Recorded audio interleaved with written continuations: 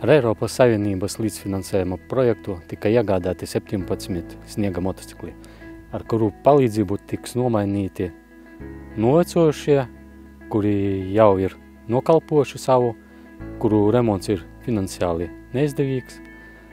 Ar konkrētiem sniega motocikliem mēs tad uzlabosim robežu uzraudzības kvalitāti, reaģēšanu uz notikumiem.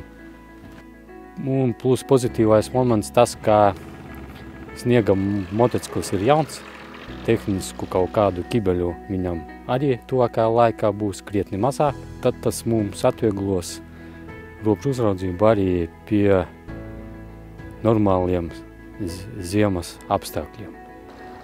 Gadījumos, kad mēs nevarēsim veikt robežu uzraudzību ar esošajiem kvadricikliem.